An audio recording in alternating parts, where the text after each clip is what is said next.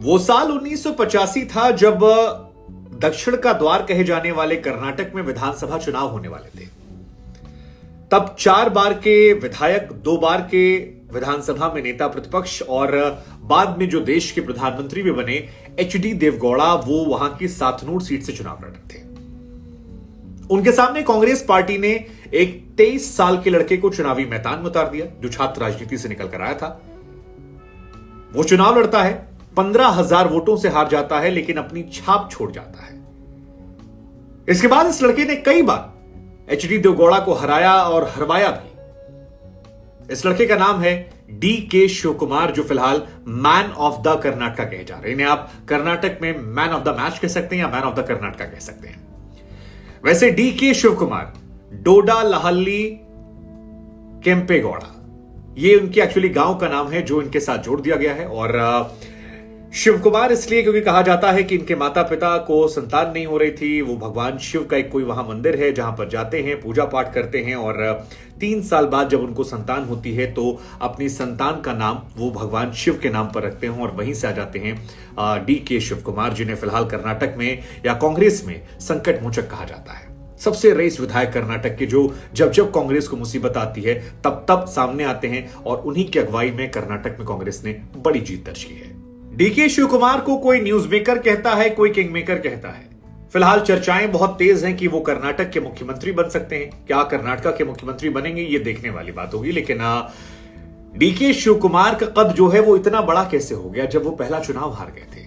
तो इस कहानी को आपको समझना है तो आपको फिर पीछे चलना पड़ेगा। साल 1989 में चलना पड़ेगा, जब इंदिरा गांधी का दौर था। इंदिरा गांधी का प्रभाव जो है वो अपने चरम पर था।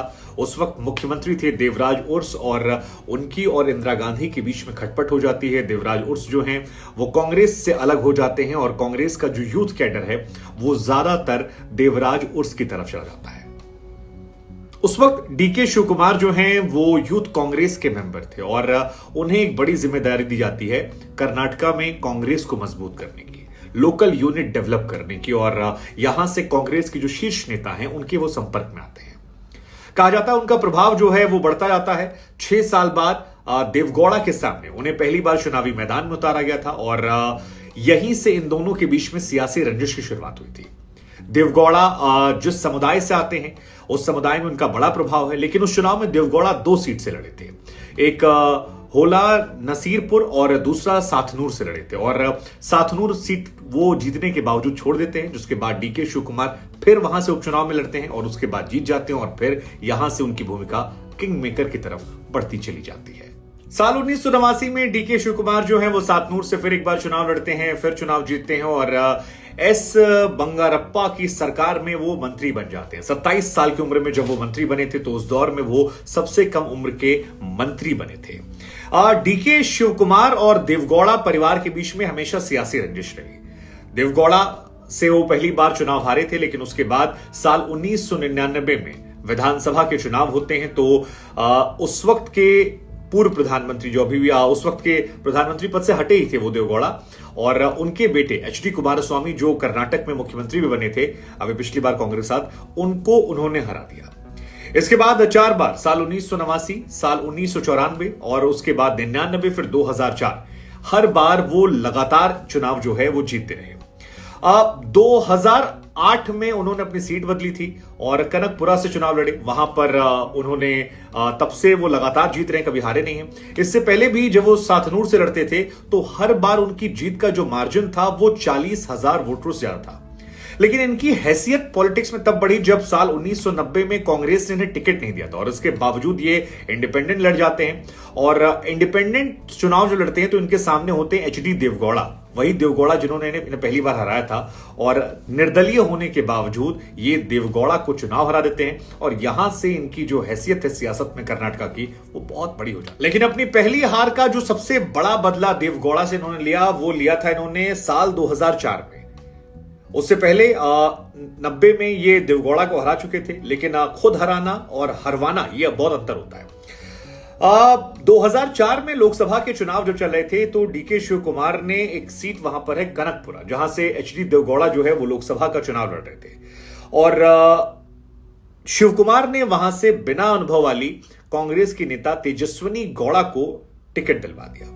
कहते हैं कि टिकट जो है वहां पर लास्ट मोमेंट तक फाइनल नहीं था, लेकिन जिस दिन नामांकन का आखिरी दिन था उस दिन डीके शिव कुमार ने वहां पर उनको टिकट दिलवाया। सामने एचडी देवगौड़ा थे, लेकिन डीके शिव कुमार ने वो पूरा प्रचार प्रसार कैंपेन संभाला और एचडी देवगौड़ा जो कि भारत के पूर्व प्रधानमंत्री थे, कर्नाटक के मुख्यमंत्री रह चुके हैं, इसके अलावा उनके बेटे मुख्यमंत्री, उनको वहां से 1 लाख वोटों से हरा दिया और यहां से डीके शिव कुमार जो हैं वो कर्नाटक में कांग्रेस की एक बहुत मजबूत जड़ हो गए, जो आगे धीरे धीरे अपनी जड़ों को और ज्यादा मजबूत करती गई, संकट मोचक बनती गई कांग्रेस के लिए। हालांकि डीके शिव कुमार की राहें जो इतनी आसान भी नहीं रही हैं, वो राइज करते गए, लेकिन मोदी सरकार में उनका बुरा फेज आया क्योंकि रिजॉर्ट पॉलिटिक्स के वो मास्टर हो गए थे।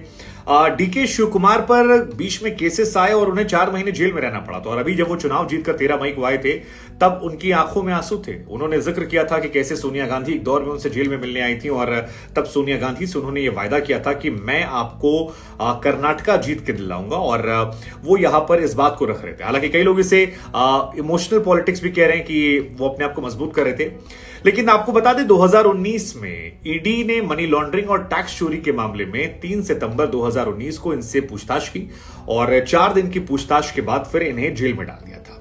तकरीबन 4 महीने ये जेल में थे। कर्नाटका के विधानसभा चुनावों के पहले ये बाहर आए। उस दौरान का भी एक किस्सा है जब ये रोए थे, और इनका रोना इसलिए चर्चा में आ गया था क्योंकि एक जमाने में ये अमित शाह से भी भिड़ चुके हैं, तो ऐसे में इस शख्स का रोना काफी चर्चा में था।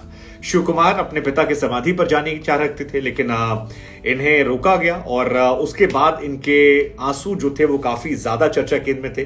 कई लोगों ने कहा कि वो पॉलिटिकल है, लेकिन कई लोगों का मानना था कि गणेश चतुर्थी को लेकर जिस समुदाय से आते हैं उसको एक इमोशनल अटैचमेंट है और वो पॉलिटिकल स्टंट नहीं था, उनके साथ एक इमोशनल मोमेंट था जो नहीं हुआ तो ये भावुक हो गए। हालांकि डीके शिव कुमार एक भावुक व्यक्ति भी हैं क्योंकि अभी भी 13 मई को भी उनके आंखों से आंसू निकले थे, तो वो सभी डीके शिव कुमार की एक बहुत बड़ी ताकत है कि वो बहुत ही रईस शख्स हैं, पैसे वाले शख्स हैं। सबसे अमीर विधायक कांग्रेस पार्टी के हैं और कर्नाटका के भी सबसे अमीर विधायक हैं। पॉलिटिकल मैनेजमेंट में माहिर कहा जाता है, मीडिया मैनेजमेंट में माहिर कहा जाता है, किंग मेकर की इनकी भूमिका होती है। 2023 में जो हलफनामा इन्होंने जारी किया था उसमें इनकी कुल संपत्ति जो है वो 1413 करोड़ रुपए थी। हालांकि 2018 में 5 साल पहले इनकी ये संपत्ति 800 करोड़ के आसपास थी। तो सरकार गंवाने के बावजूद ये भी दिलचस्प है कि इन्होंने तकरीबन 500 करोड़ रुपए जो है वो कमा लिए हैं। सबसे ज्यादा संपत्ति जो इनके पास है वो कमर्शियल बिल्डिंग को लेकर है, 942 करोड़ की, रेजिडेंशियल बिल्डिंग 40 करोड़ की, कैश वैश तो इन्होंने 16 लाख रुपए दिखाया था। हालांकि एक चुनावी हलफनामा है, लेकिन इनके बारे में कहा जाता है कि कांग्रेस को वो कुछ नेता जो जनता से चंदा लाकर या बिजनेसमैन से चंदा लाकर देते हैं वो इन्हीं के पास आता है। और जब भी कांग्रेस के विधायक मुसीबत में फंसते थे किसी भी राज्य में, जब उनके विधायकों को खरीद फरोख्त होती थी, तो वहां पर डीके शिव कुमार को आगे किया जाता था जो रिजॉर्ट पॉलिटिक्स में लाकर कांग्रेस के विधायकों को सेव करते थे। यह भी कहा जाता है इनके बारे में कि राहुल गांधी सोनिया गांधी के करीबी हैं और देश के मसलों पर भी जब कांग्रेस फंसती है तो 60 साल के डीके शिव कुमार को ही संकट मोचक के तौर पर कांग्रेस के नेता याद। डीके शिव कुमार की एक और खास बात है कि चाहे महाराष्ट्र हो, गुजरात हो, कर्नाटका हो, हर जगह इनकी रिजॉर्ट पॉलिटिक्स बड़ी तगड़ी चली है। मसलन 2002 में महाराष्ट्र में 30 साल पुरानी डेमोक्रेटिक फ्रंट की अगुवाई में सरकार चल रही थी। विलासराव देशमुख जो उस वक्त के मुख्यमंत्री थे और उनकी सरकार के 9 विधायकों ने तभी कह दिया कि वो अब विलासराव देशमुख को समर्थन नहीं करेंगे। 12 में से निर्दलीय विधायक जो थे उनका समर्थन डीएफ के पास चला गया और उसके बाद बीजेपी के पास 56, शिवसेना के पास 69 विधायक थे और ऐसा लगा कि सरकार जो है वो बड़ी मुश्किल में आ जाएगी क्योंकि अल्पमत में सरकार जा रही थी। 288 विधायकों में 150 विधायकों का समर्थन का दावा विलासराव देशमुख कर रहे थे। कांग्रेस के पास 74, एनसीपी के पास 61 विधायक थे। तब कांग्रेस ने याद किया था डीके शिव कुमार को और कहा जाता है कि उस दौर में ये एक्टिव थे। विपक्ष की पार्टी यानी बीजेपी शिवसेना सरकार के खिलाफ अविश्वास प्रस्ताव लाती है, लेकिन डीके शिव कुमार सरकार बचाने में कामयाब रहते हैं। डीके शिव कुमार जितने भी विधायक थे उनको लेकर बेंगलोर जाते हैं, वहां पर रिजॉर्ट में रखते हैं और तभी से इन्हें रिजॉर्ट पॉलिटिक्स का मास्टरमाइंड बनाता है। 2017 में गुजरात में भी इन्होंने खेला था। अहमद पटेल की जब सीट, आपको याद होगा, राज्यसभा चुनाव चल रहा था और कर्नाटक पे सिद्धारमैया और सबको जिम्मेदारियां दी गई थी। उस वक्त यही थे जिन्होंने अहमद पटेल को जिता दिया था और यह माना जा रहा था कि वो साख की लड़ाई थी। 44 कांग्रेस विधायकों को अहमद पटेल के चुनाव में इन्होंने गुजरात के रिजॉर्ट में रखा। अहमद पटेल चुनाव जीते और उन्होंने खुद आकर क्रेडिट जो है वो डीके शिव कुमार को दिया था और इसीलिए इनका नाम जो है वो संकट मोचक कांग्रेस का पड़ता। 2017 में अहमद पटेल को राज्यसभा जिताने के बाद डीके शिव कुमार का नाम कांग्रेस में तो बड़ा हो गया, लेकिन उन्हें मुसीबतों का सामना करना पड़ा। साल 2018 में वो ईडी की रडार पर आ गए, मनी लॉन्ड्रिंग के तमाम मामले दर्ज हो गए, टैक्स चोरी के मामले दर्ज हुए और कुल मिलाकर 19 ऐसे मामले हुए जिसमें 4 दिनों तक उनसे पूछताछ हुई, जिसके बाद 4 महीने वो जेल में रहे। वो बीजेपी पर आरोप लगाते हैं कि बीजेपी ने उन्हें तोड़ने के लिए पूरी ताकत झोंक दी थी और बीजेपी की कोशिश थी कि डीके शिव कुमार जो हैं वो बीजेपी में शामिल हो जाएं, हालांकि वो कांग्रेस में बने रहे। ये आरोप उनकी तरफ से लगाए जाते हैं और उनके पिता जो हैं वो भी कांग्रेस में थे। केम्पे गौड़ा साहब जो हैं कांग्रेस में विधायक थे। हालांकि इनके परिवार के कुछ लोग हैं जो बीजेपी में हैं। इनकी बेटी जो है ऐश्वर्या शिव कुमार, उसकी शादी 2020 में अमृत हेगड़े से हुई थी और अगर आप नहीं जानती ये कौन है तो जो कैफे कॉफी डे के फाउंडर हैं सिद्धार्थ, उनके ये बेटे हैं और इनके दादाजी जो हैं SM कृष्णा साहब, वो बीजेपी के नेता हैं। कई सालों तक वो कांग्रेस में थे, केंद्रीय मंत्री रहे, सीएम बने, लेकिन अब वो 2018 से बीजेपी के सक्रिय सदस्य हैं, तो बीजेपी के कद्दावर नेता इनके रिश्तेदार भी हैं। लेकिन कुल मिलाकर फिलहाल जीत का सेहरा जो है वो इनके ऊपर आ रहा है। 2 बार सरकार बचाना महाराष्ट्र में, गुजरात में, कई मौकों पर कांग्रेस के लिए खड़े हो जाना और एक कद्दावर छवि से बीजेपी को हराना, ये सब कुछ इनके फेवर में गया है। अगर करप्शन के चार्जेस इनके आड़े ना आए तो संभवतः ये मुख्यमंत्री बनेंगे, लेकिन ये कहानी जो है वो कांग्रेस के लिहाज से बहुत अच्छी है।